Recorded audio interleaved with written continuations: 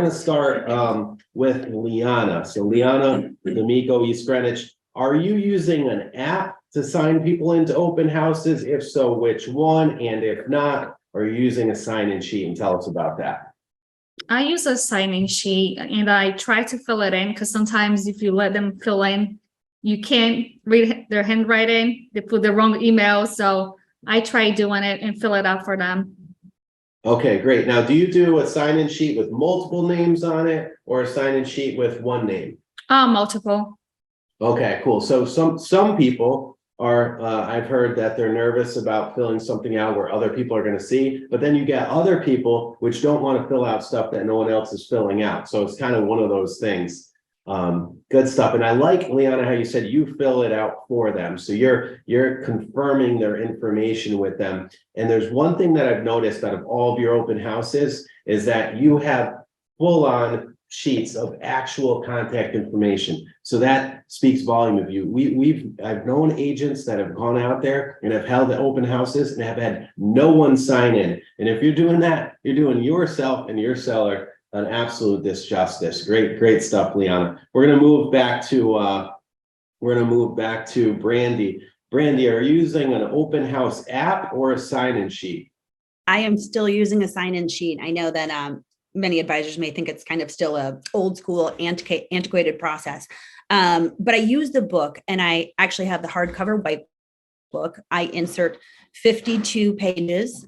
So I have my entire year ready to go. So 52 pages into the white book, hardcover, and then I just keep it in my open house box. So I never have to look for it. I know where everybody is. The reason that I don't use the app is that I really like to keep the conversation going. I don't approach the people as soon as they first come into the open house. Once they get into the kitchen, it's nice, but I like to keep the conversation going. And I've found that a lot of people are like my kids. As soon as I give them a device, they're totally gone. They can't concentrate on me. They forgot that they're here. They're just really trying to type it in. So I also just found it was a little bit easier to put the notes in. As I had a conversation and they walked upstairs, it was easier for me to just go over and take a note real quick, daughter moving from city, $800,000 budget, real quick on the backside where they're not going to be seeing it. Love it. That's fantastic. Virginia, what are you doing? You doing an app or are you doing a sign-in sheet? So I'm exactly like her, and I actually really like that.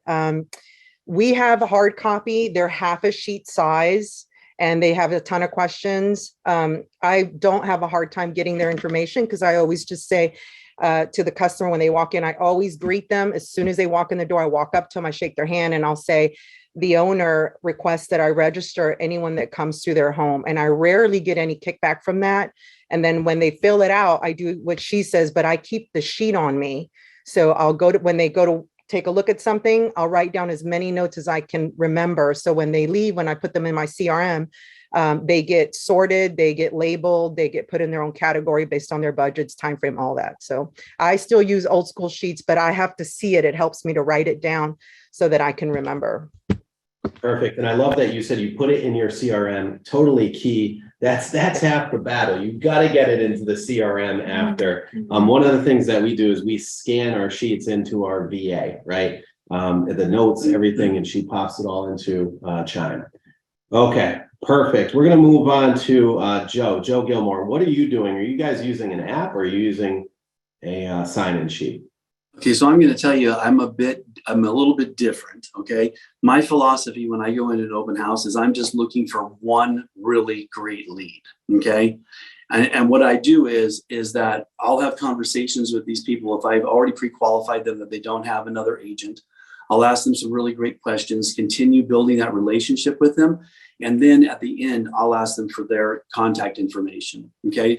And the reason for that is I would rather have 3 or 4 people on Monday that I can call that will actually answer my call that I built a relationship with than having 15 people that I'm trying to chase because they filled out my sign-in sheet. So it really, and once I find that one person, right, I get a great lead. We've made a great relationship. I'm looking for the next one. I think too many agents go into open houses thinking they're going to close 10, 15 deals or get 10 or 15 contacts. And it's really difficult to be able to get that going. If you can get 1 to 3 really great pre-qualified leads that of people that now really want to give you their contact information and are looking for those types of things, and taking them to the board and saying, hey, here are some other things that we could go look at after this open house. Will you meet me here so we can go look at some of these? That's more my jam than having 15 frustrating calls I have to make on Monday with people who do not want to have a conversation with me. Yeah, wow. It's so funny, all the different takes on how to get it done, and you guys are all getting it done. So there's no one right way. And that's the best part. That's my favorite part about real estate, is that there's so many different ways to just get it done. Fantastic. All right, Neil, are you using an app or a sign-in sheet? I'm using the sign-in sheet. I do exactly what Brandy does, and exactly for the same reasons. So, I mean, I really like taking notes right there, just because otherwise, I mean, if you had an open house where you have 30 people through, like, you're never going to remember, you know, and then, yeah, I tried through COVID, I did try the QR code thing, and it was linked to a Google Sheet. And then what I realized people were doing was they click on the QR code and say they're going to fill it in, and then they wouldn't. And so with the sign-in sheet, you know, you can verify the information. And even if you have them, even if you have them sign in themselves, I'll ask them, if I can't read it, I'll ask them, you know, what the phone number is, you know, how the name's spelled, you know, just to verify. But I do like the idea too, that writing it down myself, even though my handwriting is like chicken scratches, at least I can read my own handwriting. Yeah, agreed. Mine too. All right, I'm going to jump over to Joe Fazio in East Greenwich, because he uses an app. And I feel like there's probably some advisors on here that want to use apps, or that use apps, that are itching to hear somebody talk about an app. Joe, what app do you use, and why do you use it? So I used to use an app called Spacio, and recently I've been using an app called Open Home Pro. Spacio is an app that you can use on a phone, a tablet, or a laptop. Open Home Pro, unfortunately, is only, I believe, a phone or a tablet. But in those apps, what I like about them is you put in your custom questions, and I sign people in. I don't rely on them for the same reasons Liana said. I want to be able to read, you know, the handwriting and all that. So I sign them in, and I wrote in the chat, I answered somebody, but I ask for a name, and then I ask for a phone number or an email. And if they give me that information pretty easily, I'll just keep digging and asking more questions. And I had set my custom questions in the app, and I can also take notes by simply clicking on a list, clicking the person, typing in a note quick while they're not looking. So I feel like the app's better. It automatically goes to my CRM. Like, if somebody has an agent, I can tell it not to sync that lead. So Open Home Pro and Spacio. Good stuff. Love it. Joe, what are some of the questions that you're asking? Because I know you ask some awesome questions. You're an analytical guy. What are those questions? So first question I ask is, I say, thank you. Can I put your agent's info in here as well, so I can call them for feedback?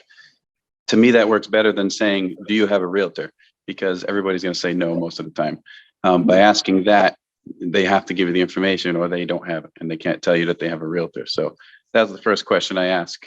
Second is, do you have a home to sell?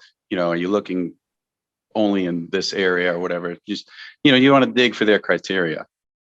Everybody has a listing inventory, Do you have a home to sell? Now, if they do have a home to sell, are you collecting their home address right there, or are you getting it from them on a follow-up? Depending on how the convo goes, if it's a good conversation, I'm establishing a relationship, I'll ask.